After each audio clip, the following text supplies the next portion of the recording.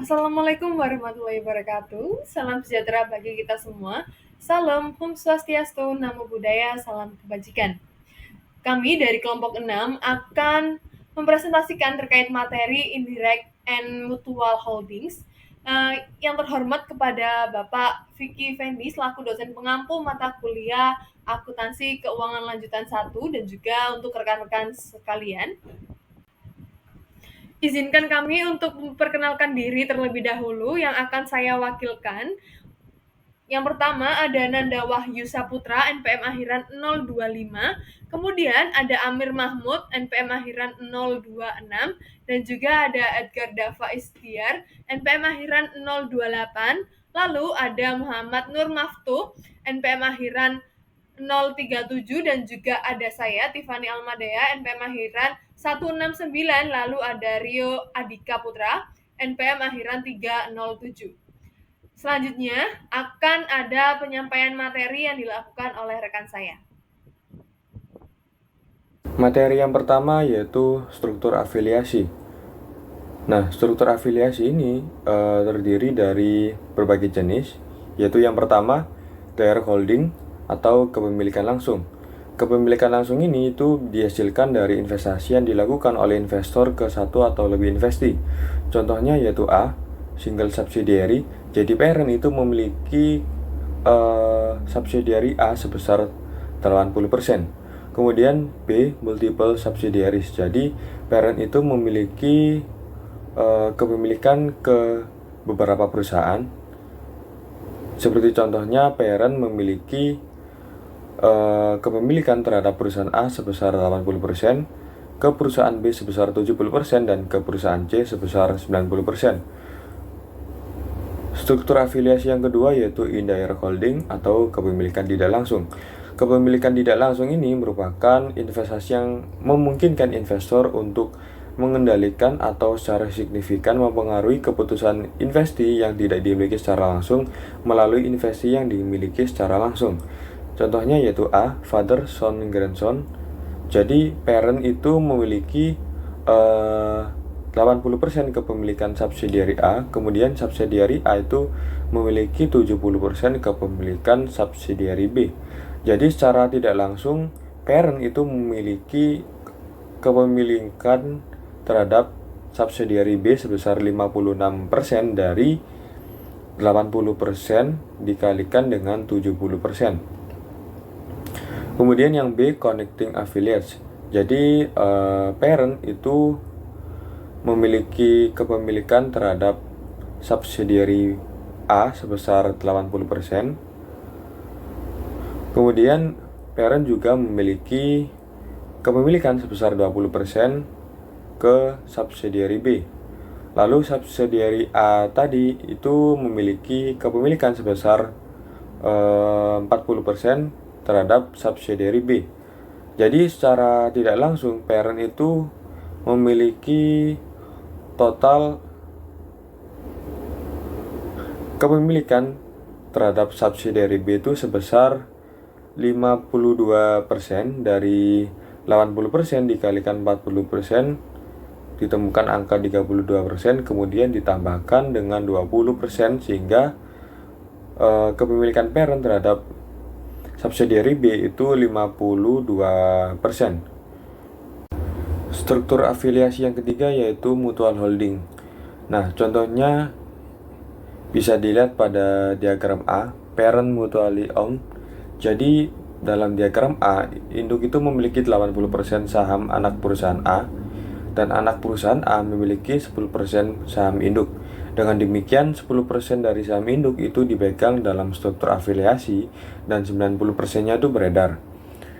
Kemudian, contoh yang B, connecting affiliates mutually owned.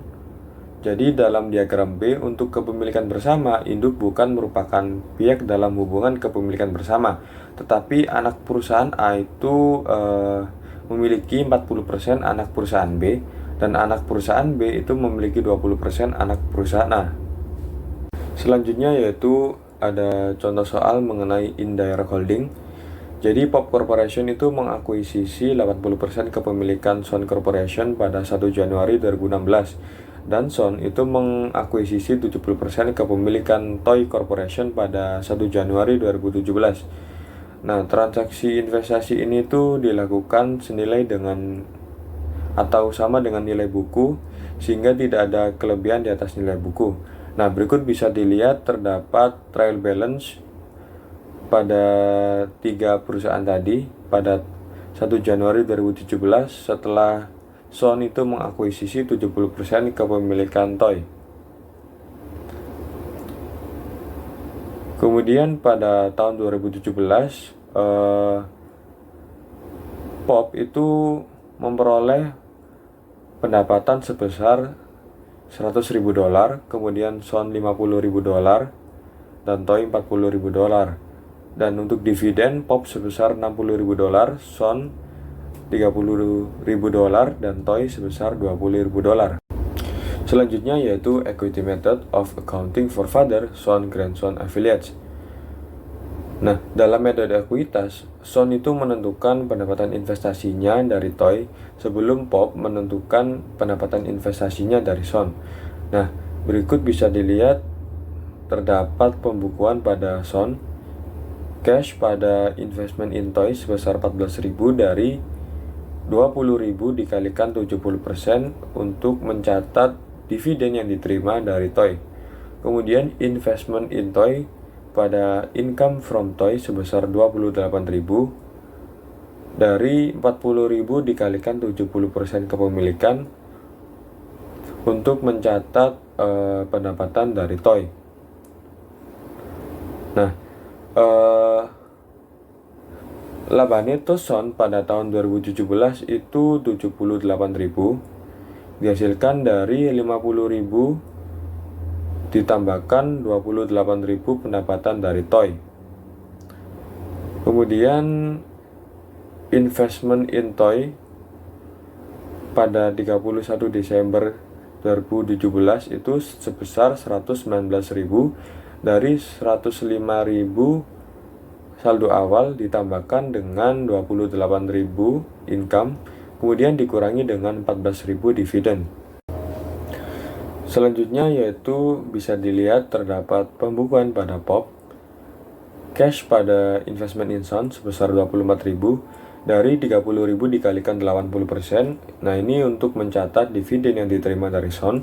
Kemudian investment in Son pada income from Son sebesar $62.400 dari $78.000 dikalikan 80%. Nah, ini untuk mencatat income from Son. Nah, net income Pop pada tahun 2017 itu $162.400 dari $100.000 ditambahkan $62.400 income from Son, dan saldo investment in Son pada 31 Desember 2017 itu $238.400 dari $200.000 saldo awal ditambahkan $62.400 income dikurangi $24.000 dividen. Nah, kemudian pada tahun 2017 controlling share of consolidated net income itu sebesar $162.400. Selanjutnya yaitu perhitungan consolidated net income. Terdapat berbagai metode yang bisa digunakan dalam menghitung consolidated net income. Metode yang pertama yaitu pendapatan Pop itu sendiri sebesar $100.000, kemudian ditambahkan pendapatan dari Son sebesar $40.000 yang didapatkan dari $50.000 dikalikan 80% kepemilikan Pop terhadap Son. Kemudian ditambahkan pendapatan dari Toei sebesar $22.400 yang didapatkan dari $40.000 dikalikan 80% kepemilikan Pop terhadap Son, kemudian dikalikan 70% kepemilikan Son terhadap Toei. Nah, kemudian di jumlah ditemukan angka senilai $162.400 yang merupakan consolidated net income. Metode atau cara yang kedua yaitu menghitung terlebih dahulu pendapatan dari ketiga perusahaan tadi. Pop Corporation sebesar $100.000, Son Corporation sebesar $50.000, Toei Corporation sebesar 40.000. Kemudian dijumlahkan menjadi 190.000, lalu dikurangi dengan direct non-controlling interest in toys income sebesar 12.000 yang didapatkan dari 40.000 dikalikan 30%, kemudian dikurangi dengan indirect non-controlling interest in toys income sebesar 5.600 dari 40.000 dikalikan 70% dikalikan 20%, kemudian dikurangi 10.000 yang merupakan direct non-controlling interest in sons income. 10.000 ini didapatkan dari 50.000 dikalikan 20%, sehingga ditemukan consolidated net income sebesar 162.400. Metode atau cara yang ketiga untuk menghitung consolidated net income yaitu dengan menggunakan tabel. Bisa dilihat bahwa pendapatan masing-masing perusahaan yaitu POP sebesar 100.000, SON sebesar 50.000, dan TOY sebesar 40.000. Kemudian terdapat penambahan sebesar 28.000 pada SON dan pengurangan sebesar 28.000 pada TOY. Nah, 28.000 ini merupakan alokasi pendapatan TOY ke SON dan didapatkan dari 40.000 dikalikan dengan 70%. Lalu terjadi penambahan sebesar 62.400 pada POP dan pengurangan sebesar 62.400 pada SON yang merupakan alokasi pendapatan SON ke POP dan didapatkan dari 80% dikalikan 78.000. Lalu ditemukan controlling share of net income sebesar 162.400 dari pendapatan POP sebesar 100.000 ditambahkan dengan alokasi pendapatan SON ke POP sebesar 62.400. Lalu ditemukan NCI share sebesar 15.600 pada SON dan sebesar 12.000 pada TOY. Materi selanjutnya akan disampaikan oleh rekan saya. Untuk jurnal yang E ini berkaitan dengan eliminasi jurnal NCI share dan juga dividends-nya. Untuk NCI share dari SON sebesar 15.600 yaitu didapat dari 78.000 dikali dengan 20%. Kemudian NCI share dari TOY sebesar 12.000 yaitu dari 40.000 dikali dengan 30%.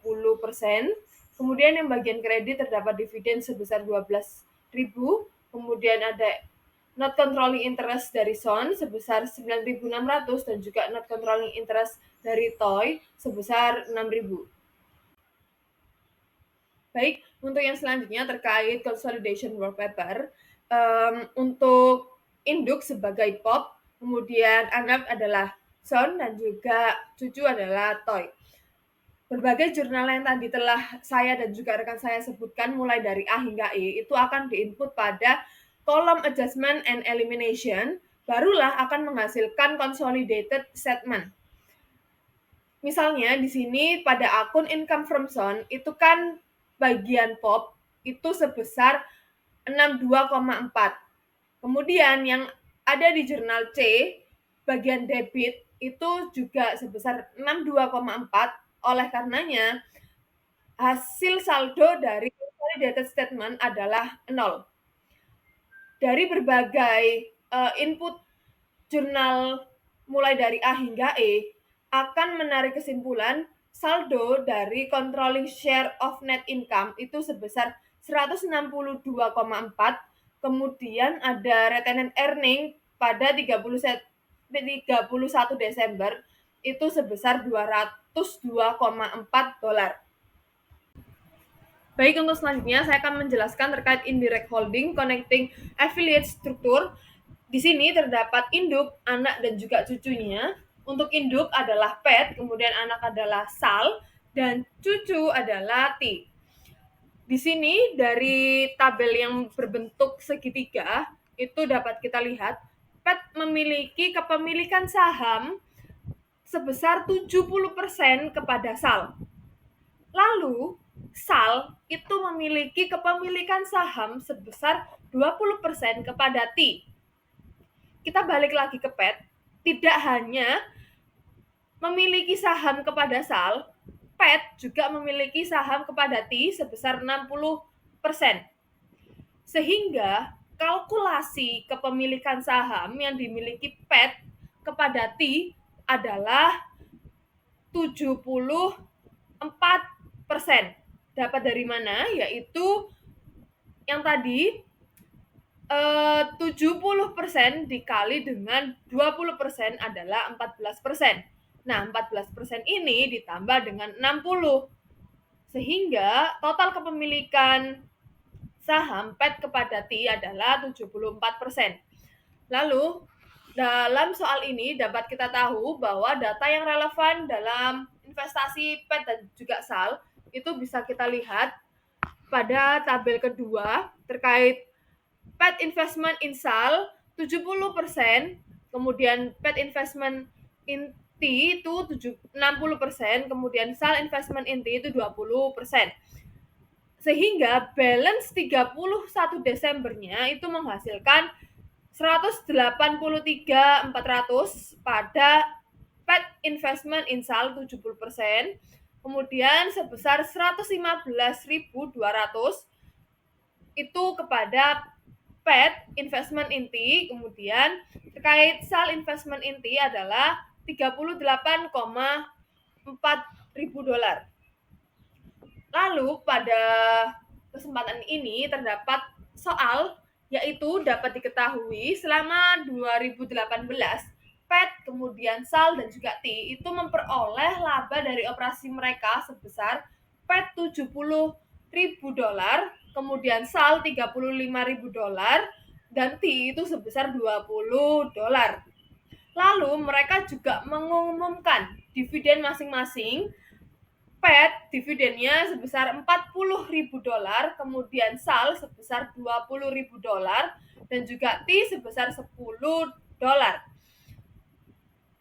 Terdapat transaksi downstream antara PET dan juga SAL, yaitu kita dapat lihat 70.000 laba operasional PET itu terdapat keuntungan yang belum direalisasikan sebesar 10.000 dari penjualan tanah ke SAL. Oleh karenanya, kita dapat lihat di sini pada kolom yang berwarna pink, itu laba bersih konsolidasi untuk afiliasi dari induk, anak, dan juga cucu. Bisa kita tahu di sini untuk spirit earning-nya pada PET sebesar 70, SAL sebesar 35, dan T sebesar 20. Lalu dikurangi dengan unrealized profit-nya untuk PET sebesar 10, SAL sebesar 5, kemudian T tidak ada. Kemudian untuk spirit realized earning-nya sehingga 70 dikurangi 10 adalah 60.000, kemudian 35.000 dikurangi 5 sebesar 30, dan untuk T itu tetap 20. Lalu hasil tersebut akan kita alokasikan kepada income dari T. Untuk 20% untuk SAL itu didapat dari 20.000 saldo spirit realized earning T dikali 20%, sehingga SAL alokasi yang dilakukan kepada SAL sebesar 4.000. Kemudian untuk 60% untuk PET itu 20.000 dikali 60%, sehingga sebesar 12.000 yang dialokasikan. Kemudian terkait alokasi SAL, pendapatan SAL itu kan sebesar 70%. Nah, bisa kita lihat di sini 30.000 kemudian ditambah dengan 4.000 itu kan 34.000. Nah, 34.000 inilah kemudian dikali dengan 70%, sehingga menghasilkan 23,8. Nah, 23,8 ini yang kemudian menghasilkan nilai consolidated net income itu sebesar 95.800. Dari mana 95.800? Yaitu dari 60 ditambah 12 ditambah 23,8.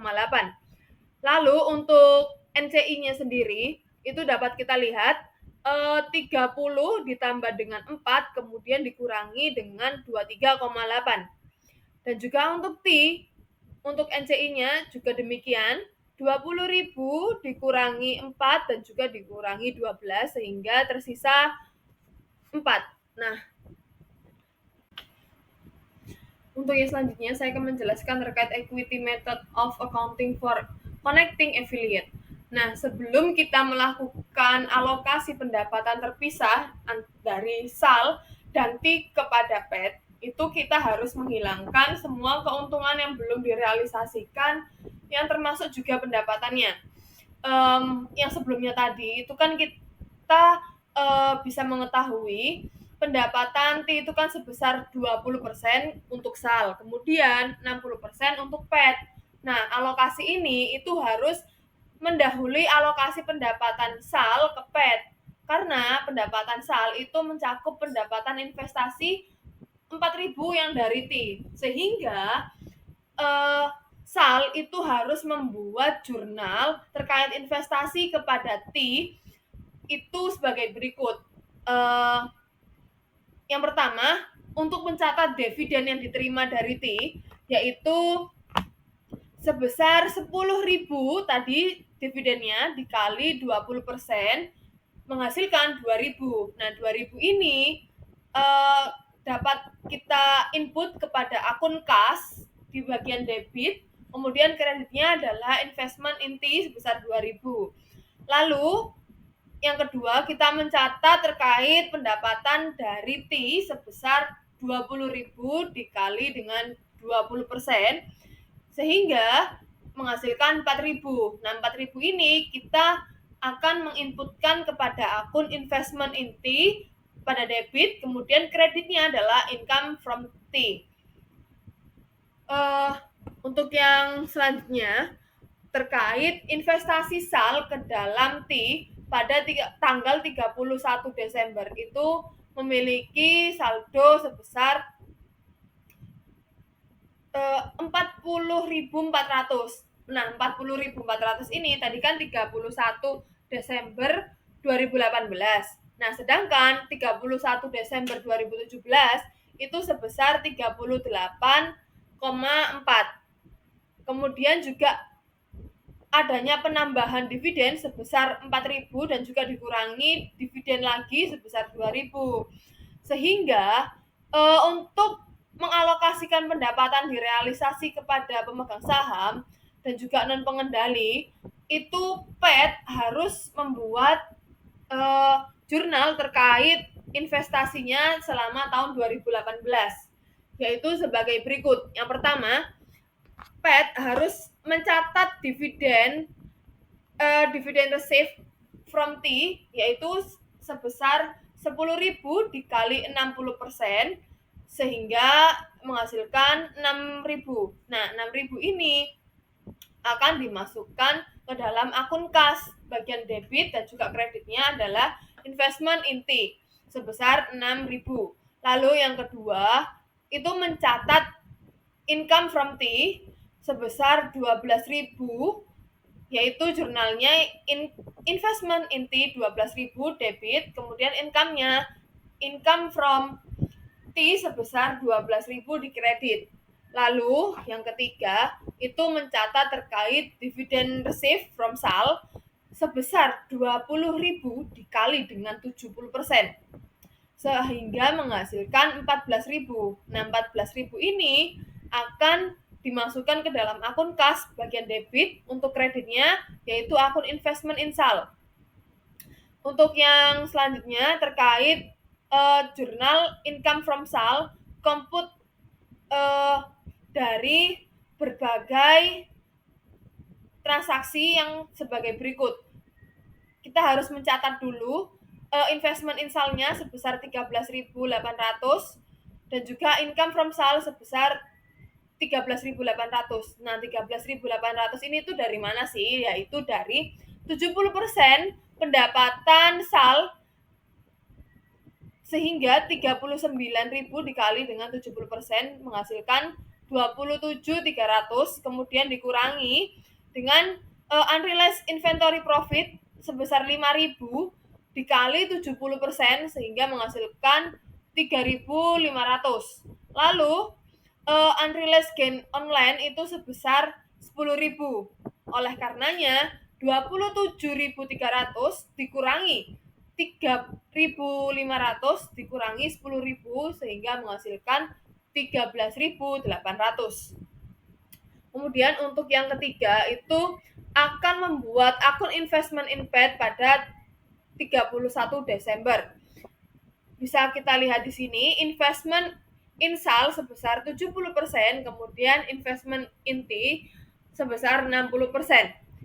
Bisa kita flashback ke slide selanjutnya. Tadi kan terkait balance Desember 31 Desember 2017, saldo investment in SAL-nya itu kan sebesar 183.400.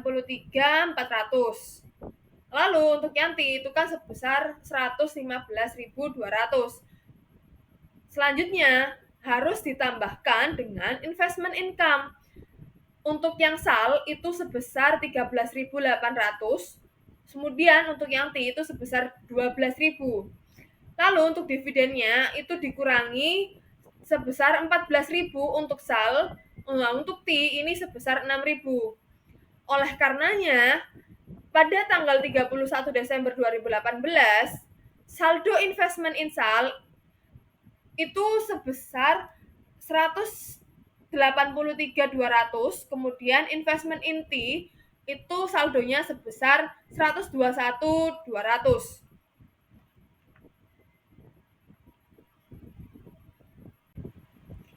Baik, setelah perhitungan yang sebelumnya, lalu selanjutnya kita itu harus membuat jurnal penyesuaian dan juga jurnal eliminasi.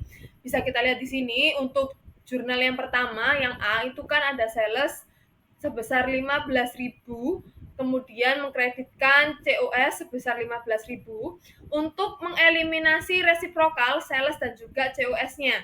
Lalu untuk yang B itu untuk mengeliminasi unrealized intercompany profit dari inventory pada 31 Desember 2018 yaitu sebesar 5.000. Nah, untuk akunnya sendiri ada COS dan juga mengkreditkan inventory. Untuk yang C itu kita harus mengeliminasi unrealized profit from intercompany sale of land sebesar 10.000 tadi. Nah, jurnalnya adalah gain on land 10.000, kemudian mengkreditkan plan aset sebesar 10.000. Kemudian yang D itu ada income from T dan juga untuk mengkredit dividen, kemudian investment in T sebesar 60% dan juga investment in T sebesar 20%. Nah, jurnal ini itu berkaitan dengan eliminasi income from T and dividennya. Lalu untuk yang E, itu kita akan mengeliminasi reciprocal investment dan equity amounts of T dan juga menstabilkan goodwill dan juga NCI-nya.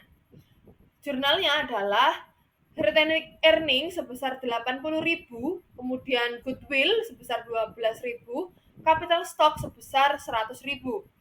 Lalu mengkredit investment in T sebesar 60% sebesar 115.200. Lalu kredit lagi yaitu investment in T 20% dengan nominal 38.400. Kemudian NCI dari T adalah 38.400. Kemudian yang F terkait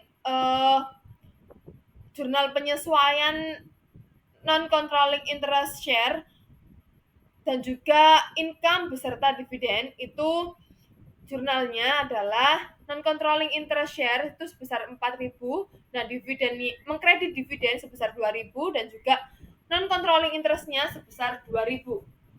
Lalu untuk yang G itu kita harus mengeliminasi income from SAL dan juga dividen dari SAL, kemudian menyesuaikan investment in SAL sehingga akunnya adalah income from SAL sebesar 13.800 dan juga investment in SAL sebesar 200. lalu mengkredit dividen sebesar 14.000. Kemudian yang H terkait eliminasi reciprocal investment and equity amounts-nya dari SAL yang ada di SAL dan juga goodwill dan juga NCI pada tanggal 1 Januari 2018. Jurnalnya ada retained earning 1 Januari 2018 sebesar 50.000, kemudian goodwill-nya sebesar 12.000, untuk capital stock-nya adalah sebesar 200.000. Lalu untuk investment insalnya itu sebesar 183.400 dan juga untuk NCI-nya itu sebesar 78.600. Kemudian untuk jurnal yang I itu terkait jurnal penyesuaian non-controlling interest share of yaitu jurnalnya non-controlling interest share sebesar 10.200, mengkredit dividen sebesar 6.000 dan juga mengkredit non-controlling interest kepada SAL itu sebesar 4.200. Setelah kita membuat jurnal penyesuaian dan juga jurnal eliminasi yang dari A hingga I tadi, barulah kita akan membuat consolidation work paper-nya. Nah, bisa kita lihat di sini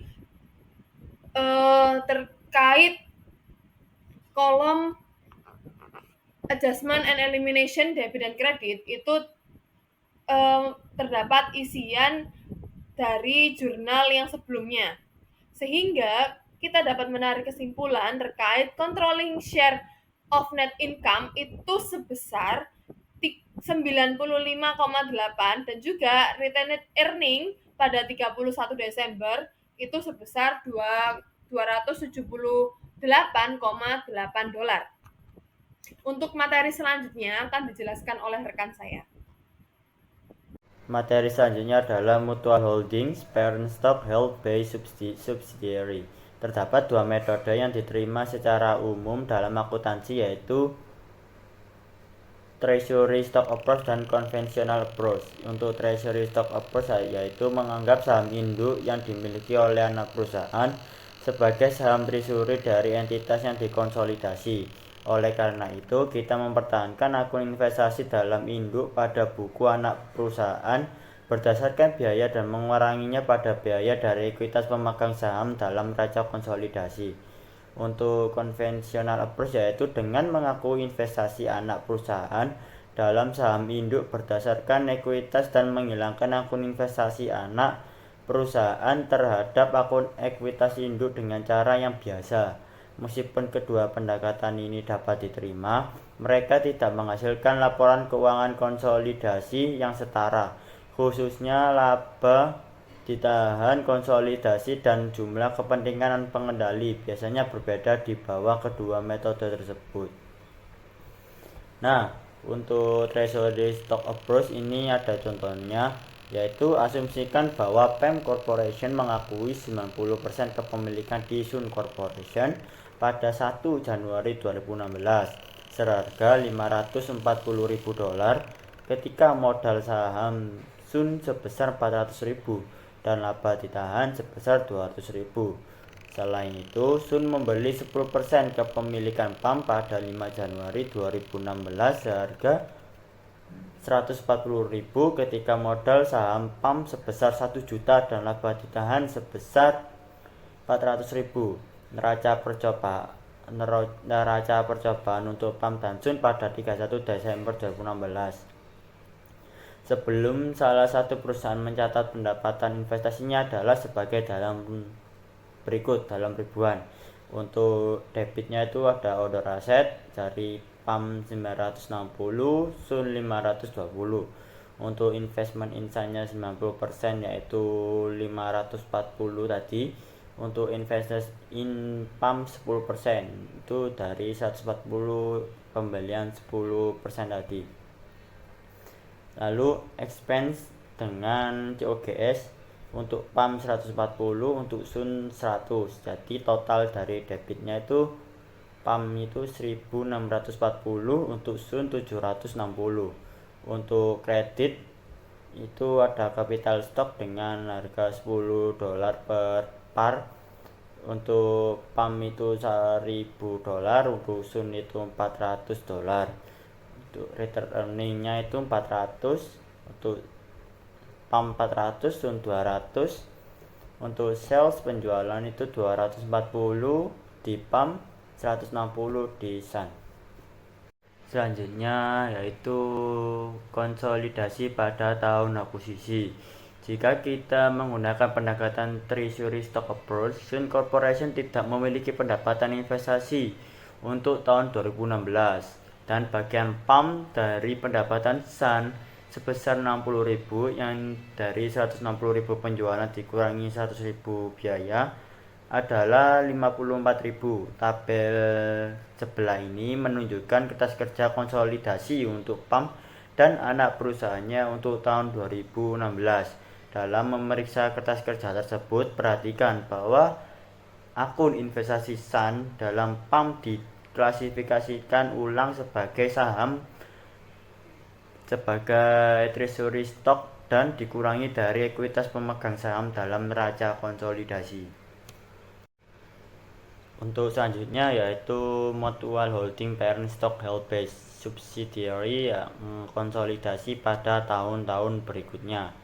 Dan di sini ada tabel pendapatan dan dividen dari PAM dan Sun. Untuk pendapatan dari PAM 120, dividennya 60.000. Untuk Sun pendapatannya 80.000, dividennya 40.000 atau net income-nya ya. Dalam pendekatan treasury stock approach, Sun Corporation mencatat pendapatan dividen sebesar 6.000 dari PAM, yaitu 10% tadi dari dividen PAM sebesar 60.000 dan hasilnya 6.000, dan melaporkan pendapatan bersihnya untuk tahun 2017 dengan metode cost sebesar 86.000. PAM Corporation mencatat investasinya di Sun dengan metode ekuitas sebagai berikut. Yang pertama, mencatat dividen yang dibayarkan oleh Sun yang dari 90% tadi kepemilikan dikali 40.000 ketemu 36.000, di debit cash 36.000, kreditnya investment in Sun 36.000. Untuk mengakui pendapatan pada tahun 2017 itu 90% dikali 86.000 itu ketemu 77.400. Dan akunnya investment in Sun, kreditnya itu income from Sun. Yang selanjutnya itu eliminasi intercompany dividend sebesar 6.000 dari 10% dikali 60.000. Untuk akun debitnya income from Sun 6.000, dividennya 6.000 pada di kredit. Dengan demikian, PAM mencatat pendapatan investasi dari Sun sebesar 71.400 dari 77.400 dikurangi 6.000, dan peningkatan akun investasi sebesar 41.400 selama tahun 2017 dari 77.400 dikurangi 36.000. Peningkatan sebesar 41.400 ini dalam akun investasi PAM di Sun sama dengan 90% dari pendapatan terpisah Sun sebesar 80.000 ditambah 90% dari dividen 6.000 yang dibayarkan kepada Sun yang diakui sebagai keuntungan PAM dikurangi 90% dari dividen Sun sebesar 40.000. Pendapatan investasi PAM dari Sun terdiri dari 90% dari pendapatan terpisah Sun sebesar $80.000 dikurangi 600, 10% dari dividen 6.000 dari PAM yang diakui sebagai keuntungan pemegang saham NCI atau non pengendali Sun. Tabel 96 menunjukkan kertas kerja konsolidasi untuk PAM Corporation dari anak perusahaan untuk tahun 2017.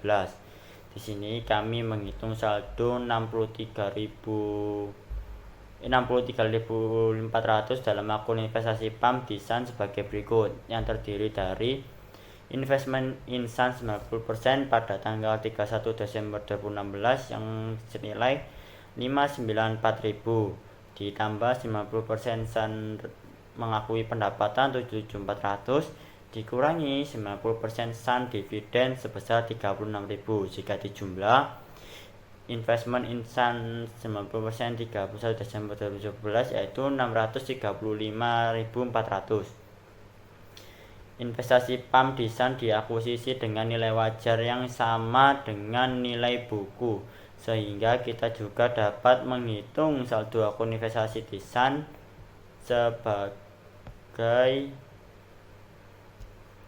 dari ekuitas San pada 31 Desember 2017 yaitu 706.000 dikali 90% sama dengan 635.400 dan nilainya itu sama meskipun berbeda cara itu tetap sama. Selanjutnya masukkan dalam kertas kerja konsolidasi yang ditunjukkan pada gambar 96 dipengaruhi oleh penyesuaian dividen sebesar 6.000 di bawah metode ekuitas dan direproduksi di sini untuk referensi yang lebih mudah. Yang entry-nya yang pertama income from San itu 7.400, dividen income 6.000, untuk kreditnya dividen 36.000, investment in San 41.400. Entry ini tidak biasa karena kami menghilangkan pendapatan investasi PAM dari San dan pendapatan dividen San dari PAM dalam menyesuaikan akun investasi di San ke saldo awal periode sebesar 594.000. Penyesuaian kertas kerja lainnya mirip dengan yang ada di gambar 95. Meskipun PAM membayar dividen sebesar 60.000 selama tahun 2017, hanya 54.000 yang dibayarkan kepada pemegang saham luar. Oleh karena itu, laporan laba ditahan PAM dalam laporan laba ditahan konsolidasi menunjukkan dividen sebesar 54.000 daripada 60.000. Neraca konsolidasi menunjukkan pengurangan ekuitas sebesar 140.000 untuk biaya investasi San di PAM.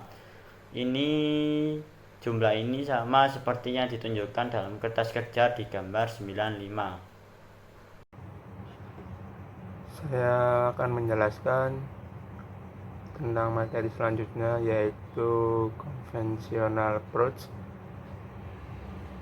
yang mana dalam konvensional approach ini, atau kalau diartikan yaitu pendekatan secara konvensional, di mana dalam pendekatan saham treasury yang mengkonsolidasikan 100% saham modal dan laba di saham perusahaan induk PAM Corporation dan mengurangkan biaya investasi San anak dari perusahaan induk sebesar 10% dan dari ekuitas pemegang saham konsolidasi.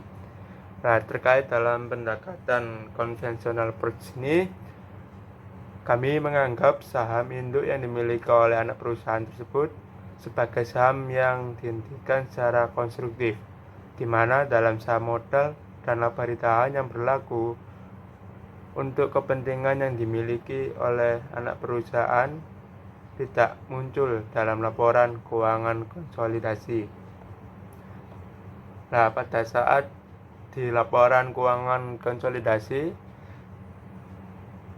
kami menganggap akuisisi dari anak perusahaan yaitu San atas saham perusahaan induk PAM berdasarkan prosedur konvensional sebagai pelepasan konstruktif sebesar 10% dari saham modal PAM.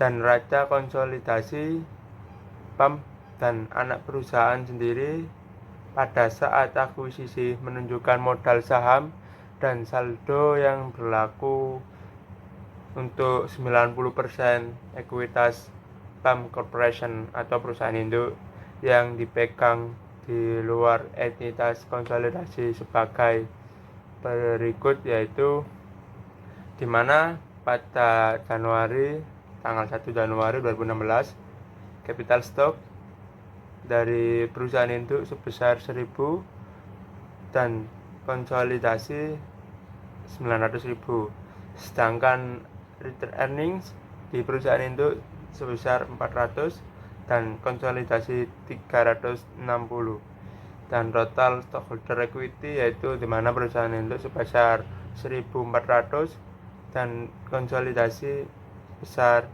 1.260. Dari mana? Dari nilai konsolidasi 900 dan 360 ini, yaitu di mana capital stock dari PAM yang 1000 ini dikalikan 90% persentase kepemilikan, maka muncul nilai konsolidasi 900. Sedangkan untuk return earning sendiri yaitu 400 ini dikalikan dengan nilai kepemilikan yaitu 90%, maka akan muncul nilai yaitu 360. Oke, untuk selanjutnya masih berkaitan dengan conventional approach atau pendekatan konvensional. Berikut terdapat laporan kertas kerja konsolidasi di mana tadi capital stock perusahaan itu sebesar 1000 dan return earnings 400, di mana dalam kertas kerja konsolidasi ini yaitu terdapat income from sales sebesar 71,4 yang akan dieliminasi dan dihilangkan dengan nilai 71,4 di debit, dan terdapat dividen income sebesar 6 dari Sun dieliminasi dan dihilangkan, dan terdapat juga non controlling interest yaitu sebesar 8,6 di debit yang akan muncul di laporan konsolidasi. Selanjutnya controlling share of net income ini yaitu total dari PAM sebesar 191,4 dan Sun yaitu 86, dan konsolidasi statement sebesar 191,4 di mana nilainya sama dengan nilai perusahaan induk. Selanjutnya terdapat return earning dari PAM sebesar 554 dan return earning dari Sun yaitu 260 yang dieliminasi pada sisi debit 260 dan 8 konsolidasi hilang. Selanjutnya yaitu controlling share of net income yaitu sebesar 191,4 pada perusahaan induk dan 90% dari Sun yaitu 86, maka nilai konsolidasinya yaitu 191,4. Selanjutnya terdapat dividen pada perusahaan PAM yaitu 54 dan 90% dari Sun yaitu terdapat 40, dan ada adjustment and eliminasi yaitu dimana terdapat 36 di sisi kredit dan terdapat nilai 4 pada sisi kredit, maka dari itu di laporan konsolidasi senilai 54, dan return earnings di akhir Desember tanggal 31 ini perusahaan PAM terdapat return earnings sebesar 691,4 dan 90% dari Sun yaitu terdapat return earnings sebesar 306, maka pada laporan konsolidasi terdapat nilai 691,4 yaitu nilainya sama dengan return earning perusahaan induk. Selanjutnya terdapat balance order asset di mana PAM memiliki nilai sebesar 1056 dan Sun memiliki nilai 566, maka terdapat di laporan konsolidasi senilai 1622. Maka selanjutnya terdapat investment in Sun yaitu senilai 90% pada PAM yaitu nilai kepemilikannya 90% yaitu terdapat nilai 635,4 dan terdapat adjustment and elimination di kredit sebesar 41,4 dan 564, maka nilai investment in Sun ini hilang. Selanjutnya terdapat investment in PAM dengan nilai 10% yaitu dimana di perusahaan Sun itu senilai 140 dan dieliminasi di sisi kredit 140, maka investment in PAM akan hilang. Maka dari itu untuk jumlah dari perusahaan PAM yaitu senilai 1.691,4 dan perusahaan SAN 706, dan pada laporan konsolidasinya terdapat 1.622. Maka kapital stok PAM yang sebelumnya sudah dijelaskan yaitu senilai 1.000, dan di laporan konsolidasi senilai 1.000, dan kapital stok SAN yaitu senilai 400.000, dan terdapat adjustment and elimination di sisi debit senilai 400.000, maka konsolidasi statementnya yaitu hilang. Maka return earningnya yaitu senilai 691,4 dan 306, maka laporan konsolidasinya yaitu 691,4, maka dapat senilai total yaitu 1.691,4, dan untuk SAN yaitu 706. Maka di laporan konsolidasi tidak ada. Selanjutnya ada treasury stock ya, di adjustment and elimination yaitu 140. Laporan konsolidasi terdapat nilai juga 140, dan non controlling interest terdapat adjustment and eliminasi senilai 66 dan 4,6, yaitu terdapat di laporan konsolidasi 70,6.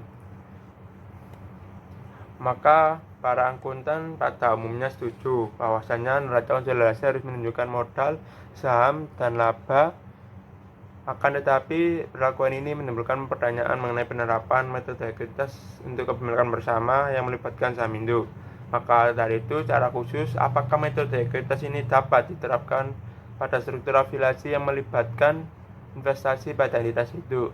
Maka dari itu, bagian induk bagi investor atas laba bersih konsolidasi ini untuk memperedo berjalan akan dan ekuitas pemegang saham pada akhir periode adalah sama, tanpa memperhatikan apakah investasi pada anak perusahaan dicatat dengan metode ekuitas atau tidak. Untuk selanjutnya yaitu masih pada pendekatan konvensional atau conventional approach, di mana apakah investasi pada entitas anak dicatat dengan metode ekuitas atau entitas anak dikonsolidasi. Maka terlepas dari situ, penerapan metode ekuitas untuk saham induk yang dimiliki bersama ini posisi yang diambil yaitu di mana bahwa metode ekuitas berlaku dan pada kenyataannya disyaratkan oleh GAAP, di mana transaksi investi yang bersifat permodalan yang mempengaruhi bagian investor atas ekuitas investi harus dipertanggungjawabkan seolah-olah investi tersebut adalah anak perusahaan yang dikonsolidasi. Dalam akuntansi investi induk atau PAM pada SAN, kami menerapkan persyaratan sebagai berikut, di mana pencatatannya pada tanggal 1 Januari 2016, investment in SAN 90% pada kas, di mana senilai investment in SAN 90% yaitu 540.000 dan kas 540.000. Sedangkan pada tanggal 5 Januari 2016, di mana akun capital stock senilai 10 par ini yaitu dengan nilai 100.000 dan retail earning dengan nilai 40.000 pada akun sisi debit. Sedangkan untuk akun sisi kredit terdapat investment in SAN yaitu senilai 140.000. Maka dari entry jurnal ini, di mana mengurangi modal saham induk dan saldo laba untuk mencerminkan jumlah yang berlaku bagi pemegang saham pengendali di luar entitas yang dikonsolidasi. Pengurangan akun investasi pada SAN didasarkan pada teori bahwasanya saham induk yang dibeli oleh anak perusahaan pada dasarnya dikembalikan kepada induk dan dipensiunkan secara konstruktif dengan mencatat pelepasan konstruktif atas saham induk pada pembukuan induk. Ekuitas induk mencerminkan ekuitas pemegang saham di luar entitas yang dikonsolidasi. Dalam hal ini, pemegang saham menjadi tujuan dari laporan konsolidasi. Selain itu, terdapat juga penyatatan dan pelepasan konstruktif, yang mana ditunjukkan untuk menetapkan konsistensi antara modal, saham dan saldo laba untuk pemegang saham induk dengan persentase nilai kepemilikan 90% dan NCI 10%. Sedangkan pada laba bersih induk, dividen dan laba bersaham yang berhubungan dengan 0%, pemegang saham luar induk catatan laporan keuangan harus menjelaskan rincian dari pensiun konstruktif. Selanjutnya yaitu allocation of mutual income, atau kalau diartikan yaitu alokasi pendapatan bersama, di mana ketika kita menggunakan metode akuntansi konvensional yang sebelumnya, untuk saham yang dimiliki bersama, pendapatan induk dengan dasar ekuitas tidak dapat ditentukan sampai pendapatan anak perusahaan ditentukan dengan dasar ekuitas. Maka sebaliknya, hal ini dikarenakan pendapatan tersebut saling berkaitan. Solusi terkait masalah ini yaitu di mana penentuan pendapatan induk dan anak perusahaan terletak pada penggunaan beberapa prosedur matematis. Prosedur yang paling umum adalah penggunaan persamaan, simultan, dan substitusi, di mana dalam hal ini menyelesaikan alokasi pendapatan kepada perusahaan afiliasi dan pemegang saham luar dalam 2 langkah. Pada langkah pertama yaitu menghitung pendapatan perusahaan induk PAM dan SAN secara konsolidasi, termasuk pendapatan bersama yang dimiliki oleh afiliasi.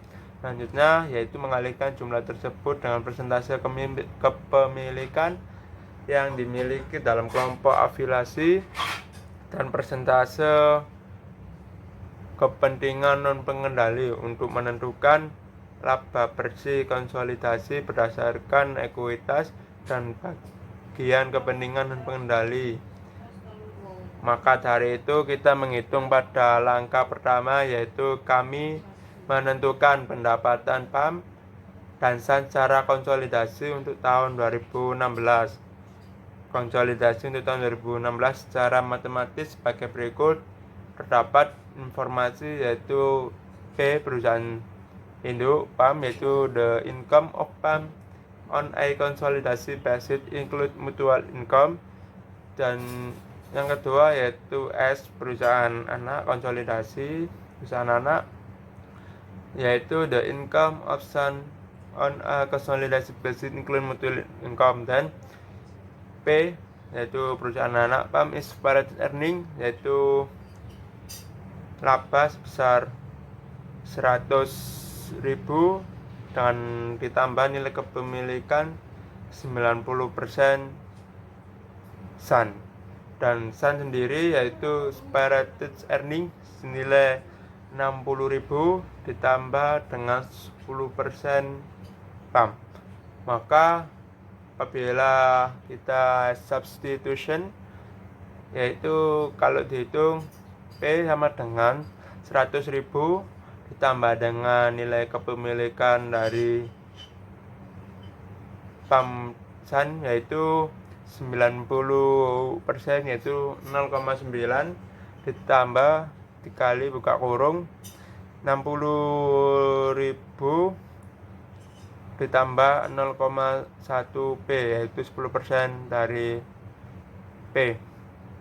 Maka dapat terhitung yaitu 100.000 ditambah dengan 54.000. 54.000 ini berasal dari 0,9 dikali 60.000, maka menghasilkan nilai 54.000, dan ditambah 0,09 P yang berasal dari 0,9 dikali dengan 0,1 P, maka P dapat nilai yaitu sebesar 169,231. Sedangkan untuk S sendiri yaitu dimana 60.000 ditambah dengan 169,231 dikali 0,1, 6,9231 yaitu dari nilai P yang sebelumnya, yaitu maka nilai S mendapatkan nilai yaitu sebesar 76,923.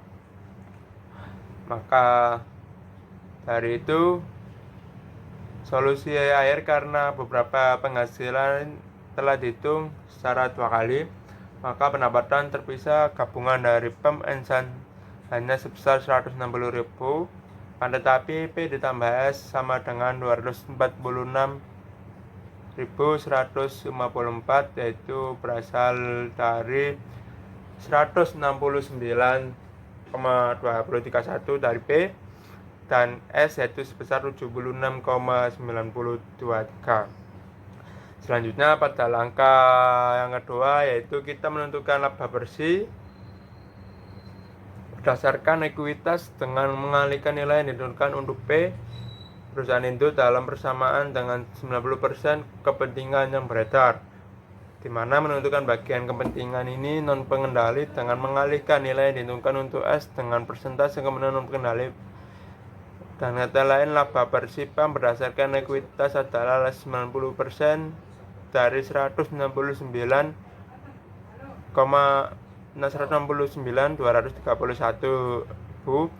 atau 152.308.000, dan bagian kepentingan kendali adalah 10% dari 76,923.000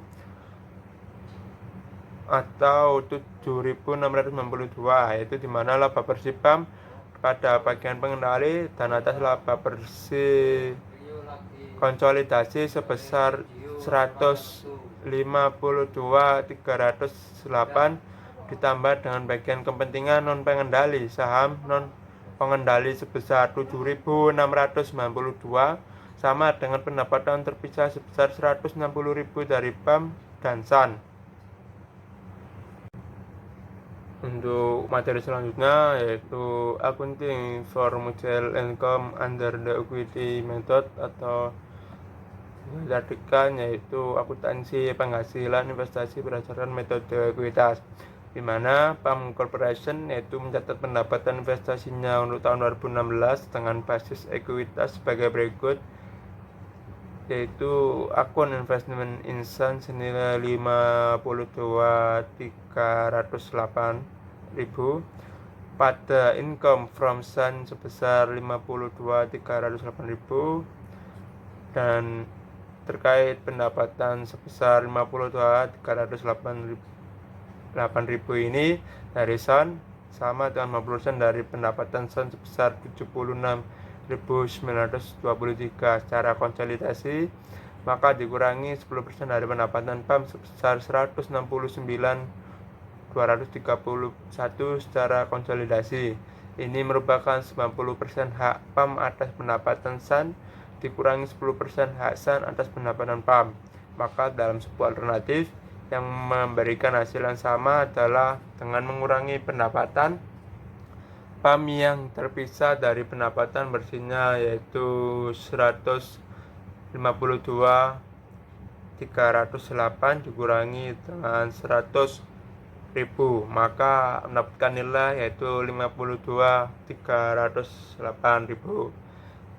Kita bisa menggunakan asumsi bahwasanya SAN Corporation anak konsolidasi memperhitungkan investasinya di PAM dengan dasar biaya karena kepentingannya di PAM hanya 10%. PAM tidak membagikan dividen selama tahun 2016 sehingga SAN tidak memiliki pendapatan investasi untuk tahun tersebut, dan akun investasinya akan tetap sebesar 140.000 dari biaya awal bunga 10%.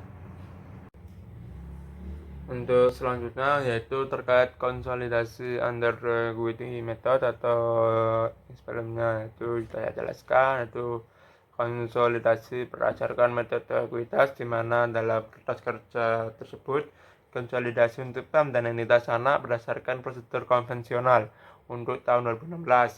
Maka kertas kerja tersebut menunjukkan investasi di SAN sebesar 50% sebesar nilai yaitu 452.308.000 untuk dari investasi awal sebesar 540.000 ditambah pendapatan investasi sebesar 52.308 dan dikurangi dengan pengurangan sebesar 140.000 untuk lepas dan konstruktif saham PAM, maka mendapatkan nilai sebesar 452.308.000.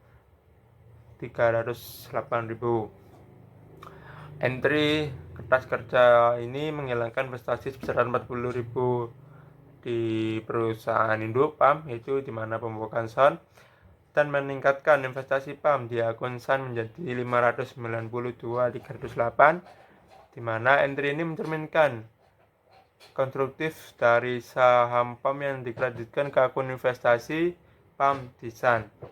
Sedangkan entry pada jurnal B di mana mengeliminasi pendapatan investasi sebesar 52.308.000 dan mengurangi akun investasi menjadi 540.000 pada tanggal 5 Januari sebelumnya, yaitu entry pada jurnal C yaitu mengeliminasi investasi timbal balik di SAN pada ekuitas dari jumlah SAN dan menetapkan kepentingan non pengendali di SAN sebesar 60.000, di mana berasal dari 10% dikali dengan 600.000 pada awal 2016. Maka ya, berikut terdapat jurnal konsolidasinya, yaitu dimana tadi sudah dijelaskan di sisi investment income itu terdapat adjustment eliminasi pada sisi debit yaitu sebesar 52.308 yang mengeliminasi investment income, dan pada laporan konsolidasi hilang. Selanjutnya itu terdapat non control interest share pada adjustment and eliminasi sebesar 7.692, di mana dalam laporan konsolidasi 792 ini akan mengurangi. Selanjutnya terdapat return earning SON adjustment and eliminasi sebesar 200.000 pada entry jurnal C, itu akan mengeliminasi return earning SON, maka pada laporan konsolidasi return earning SON hilang. Maka akan timbul nilai pada return earning di tanggal 31 Desember pada perusahaan PAM 512.308 dan perusahaan SAN terdapat nilai 260, maka di laporan konsolidasi terdapat nilai 512.308.000 yang mana nilainya sama dengan return earnings milik perusahaan induk PAM. Selanjutnya terdapat investment in SAN yang mana senilai 452.308.000, maka terdapat adjustment dan eliminasi di sisi debit 140.000 dan di sisi kredit sebesar 52.308 dan 540.000, di mana di sisi kredit maka investment in SAN senilai kepemilikan 50% ini hilang, dan investment in PAM 10%, di mana terdapat juga adjustment and eliminasi senilai 140.000, maka investment in PAM sebesar 10% ini hilang pada laporan konsolidasi. Selanjutnya terdapat capital stock SAN, di mana 400.000 ini terdapat juga adjustment eliminasi senilai 400.000, maka capital stock SAN hilang pada laporan konsolidasi, dan ditemu return earningnya yaitu yang sebelumnya itu 512.308.000 dan 260.000, di laporan konsolidasi juga sama yaitu 512 dan 308.000, maka terdapat juga adjustment dan eliminasi pada non controlling interest itu sebesar 60.000 dan 7.652, maka di laporan konsolidasi non controlling interest yaitu senilai 67.692.000, maka total dari laporan konsolidasi yaitu sebesar 1.480.000 yang mana nilainya sama dengan balance sheet other asset yaitu 1.480.000. Dalam memeriksa kertas kerja ini, maka yang perlu kita amati yaitu di mana di laba bersih, modal saham, dan laba ditahan dalam laporan terpisah PAM Corporation atau perusahaan induk sama dengan bagian pengendali atas laba bersih konsolidasi, modal saham konsolidasi, dan laba ditahan konsolidasi. Maka dari itu kesetaraan ini tidak akan ada tanpa adanya pencatatan untuk mencatat pelepasan saham konstruktif dalam pembukuan PAM.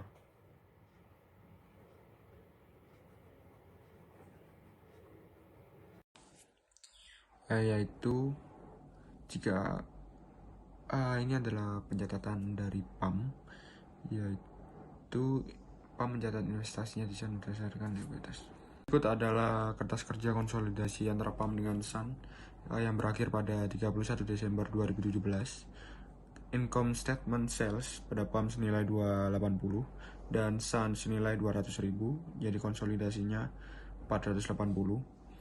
Lalu income from Sun senilai 69890 dan dieliminasi, jadi hasilnya kosong. Lalu dividend income senilai 6.000 dan dieliminasi 0 konsolidasinya. Lalu expense including cost of sales senilai di PAM 160.000, lalu di Sun 120.000, jadi konsolidasinya senilai 280. NCI yaitu dieliminasi, di debit 110, konsolidasinya sama. Lalu controlling share of net income total dari PAM senilai 189.890, di Sun 86.000, konsolidasinya adalah 189.980. Retained earning statement pada PAM yaitu senilai 512.308, lalu retain pada Sun 260 dan dieliminasi menjadi 0. Controlling share of net income senilai 189.890 pada PAM dan Sun 86.000, total konsolidasinya adalah 189.890. Dividen di PAM 54.000 dan di Sun 40.000, dieliminasi, di kredit 36.000. Lalu ada juga dieliminasi pada kredit senilai 4.000, jadi total dividen 54.000. Retained earning pada 31 Desember senilai di PAM 648.198 dan di Sun 306, total konsolidasinya adalah 648.196. Berikut adalah kertas kerja konsolidasi antara PAM dengan Sun yang berakhir pada 31 Desember 2017. Setelah tadi membuat jurnal eliminasi, langsung dimasukkan ke dalam kertas kerja konsolidasi, dan nilai total konsolidasi antara PAM dan Sun senilai $1.622.000. Baik, berikutnya adalah basic equation senilai PAM $196.000 tambah 0,9 plus 90%, lalu Sun $106.000 tambah 10%. By substitution, yaitu dari PAM $196.000 ditambah 0,9 dikalikan $106.000 ditambah 10% PAM, lalu PAM sama dengan $196.000 ditambah $95.400 ditambah 0,09 PAM. 0,91 PAM sama dengan 291.400, yaitu hasilnya 291 dibagi 0,91 sama dengan $320.220. Lalu Sun ketemu nilai $106.000 ditambah 0,1 dikalikan $320.220, jadi Sun sama dengan 138,022. Lalu dengan perhitungan ini yang masih mencakup jumlah bersama, dapat digunakan untuk mengalokasikan $302.000 peningkatan aset bersih ke saldo laba, konsolidasi, dan kepentingan pengendali sebagai berikut, yaitu peningkatan laba ditahan PAM yaitu senilai $288.198, hasil dari $320.220 dikalikan 90%. Lalu peningkatan laba ditahan kepentingan non pengendali senilai 13.802, itu hasil dari 138.022 dikalikan 10%, jadi total aset bersih meningkat senilai $302.000. Berikut adalah subsidiary stock mutually held, yaitu PAL memiliki 80% saham di set ya secara langsung. Set memiliki 70% kepemilikan di Ton dan Ton memiliki 10% kepemilikan di Set. Terdapat 10% kepentingan non pengendali di Set dan 30% kepentingan non pengendali di Ton. Lalu akuisisi PAL, Set, dan Ton adalah sebagai berikut. PAL mengakuisisi 80% kepemilikannya di Set Corporation pada tanggal 2 Januari 2016 seharga $260.000. Ekuitas pemegang saham Set terdiri dari modal saham sebesar $200.000 dan laba ditahan sebesar $100.000, 25.000 total goodwill yang tersirat. Lalu yang kedua adalah Set mengakuisisi 70% kepemilikannya di Ton Corporation seharga $112.000 pada tanggal 3 Januari 2017 ketika ekuitas pemegang saham Ton terdiri dari $100.000 modal saham dan $50.000 laba ditahan, 10.000 total goodwill tersirat. Lalu yang ketiga adalah Ton mengakuisisi 10% kepemilikannya di Set seharga $40.000 pada tanggal 31 Desember 2017 ketika ekuitas pemegang saham Set terdiri dari $200.000 modal saham dan $200.000 laba ditahan tanpa adanya goodwill. Baik, selanjutnya adalah accounting prior to mutual holding relationship.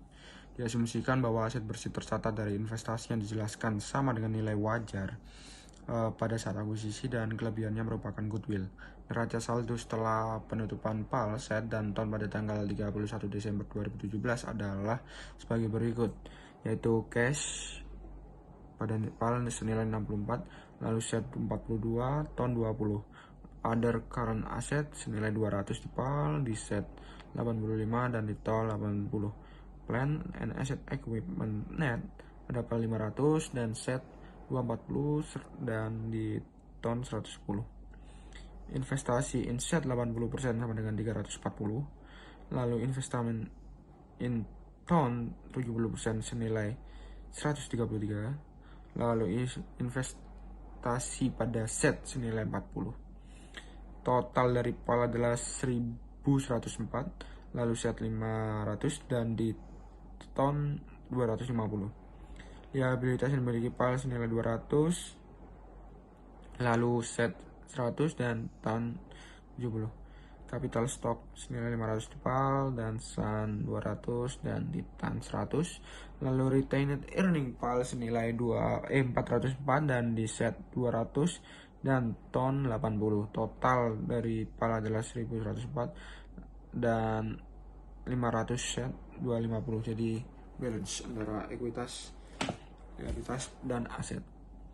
Lalu yang kedua adalah saldo investasi PAL di akun Set pada tanggal 31 Desember 2017 adalah senilai 340. Biaya cost senilai 260 dan ditambahkan 80% dari pendapatan Set sebesar 40.000 dikurangi dividen, yaitu jawaban 32.000. Lalu pada 80% offset 60.000 income dikurangi dividen pada tahun 2017 senilai 48.000. Jadi totalnya adalah 340.000. Selanjutnya adalah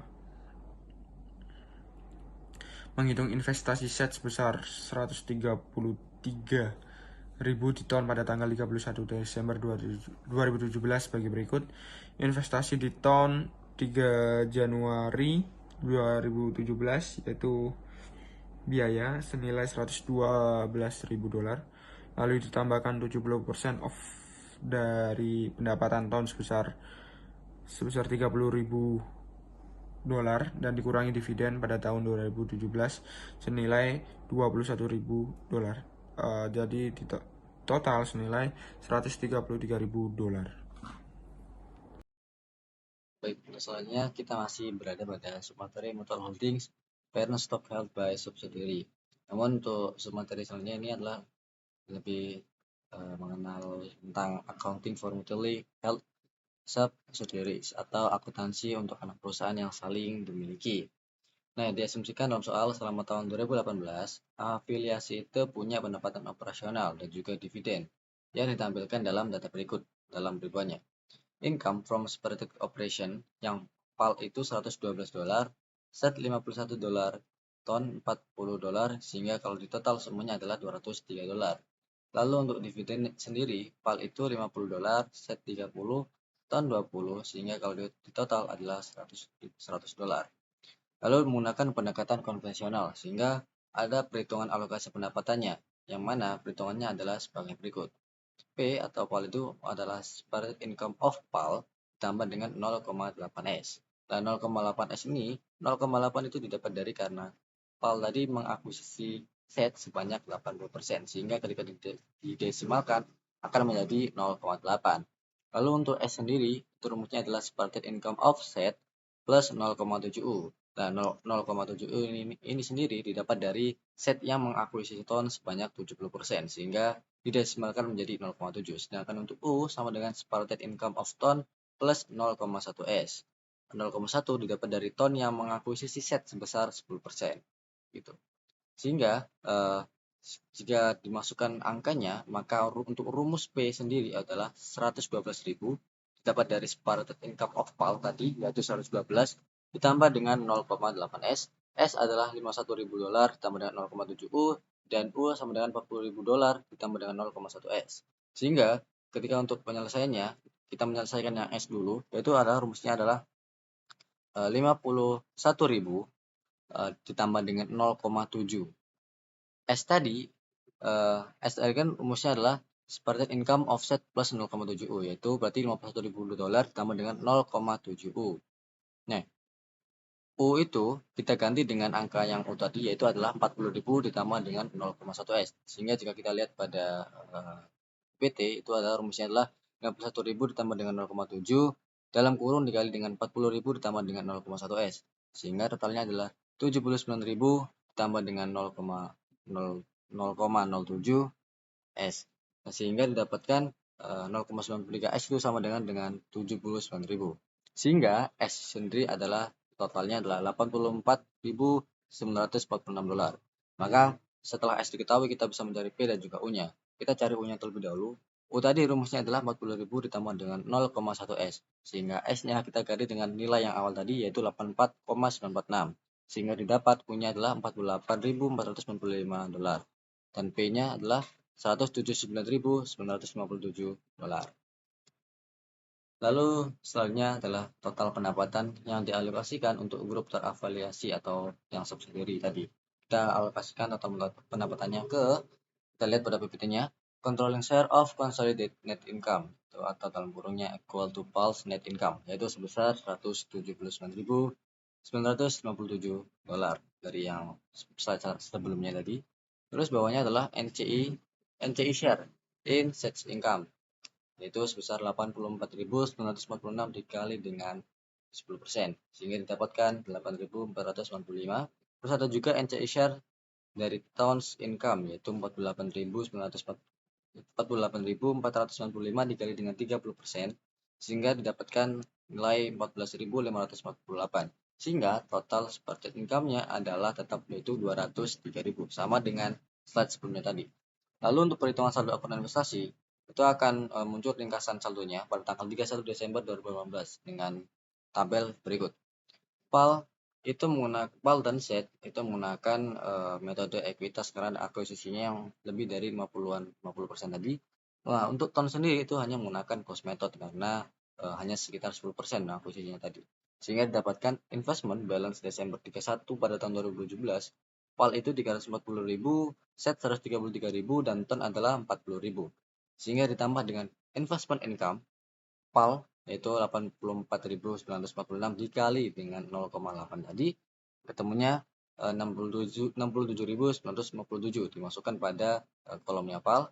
Terus ada juga set yaitu 48.495 yang nilai di slide sebelumnya dikali dengan 0,7, ketemunya 33.946 dimasukkan pada kolom set. Nah, untuk tom sendiri itu nggak perlu. Terus dikurangi dengan dividen yang diterima. PAL itu dividennya adalah 24.000, didapat dari 30.000 dikali dengan 0,8 karena pengakuisisinya 80%. Terus set itu dividennya adalah 20.000 dikali dengan 0,7, ketemunya 14.000. sehingga dapatkan akun investasinya pada tanggal 31 Desember 2018, PAL itu 383.957, set 152.946, dan ton adalah tetap 40.000. Oke, untuk selanjutnya kita akan masuk pada kertas kerja konsolidasi. Nah, untuk sebelumnya kita harus tahu dulu nih apa saja yang perlu kita masukkan. Nah, pada kertas kerja konsolidasi, pada metode ekuitas pada gambar 9 strip 9 nantinya, itu akan mencerminkan pendapatan dan juga saldo dari investasi dalam kertas kerja konsolidasi. Nah, ditampilkan laporan keuangan PAL, set, dan juga TOM di 4 kolom utama kertas kerja. Nah, untuk entry kertas kerja konsolidasi A, B, dan C itu akan menghilangkan atau mengeliminasi pendapatan investasi, termasuk pendapatan dividen dari ton, dan juga akan mengeliminasi dividen antar perusahaan, serta akan melakukan penyesuaian terhadap akun investasi ke saldo awal periode. Nah, untuk entry kertas kerja D itu akan menghilangkan ekuitas timbal balik dan juga saldo investasi untuk ton, mencatat goodwill di awal periode sebesar 10.000 dari investasi set di ton, serta akan menetapkan kepentingan awal non pengendali sebesar 57.000 dolar di ton, yang mana 57.000 itu dapat dari 190.000 dikali dengan 30%. Nah, untuk entry A sendiri itu akan mengeliminasi ekuitas timbal balik serta akan saldo investasinya untuk set, yaitu 80% milik PAL dan 10% milik ton. Lalu akan mencatat goodwill awal periode sebesar 25.000 dari investasi PAL di set, serta akan menetapkan kepemilikan awal non pengendali sebesar 45.000 di set.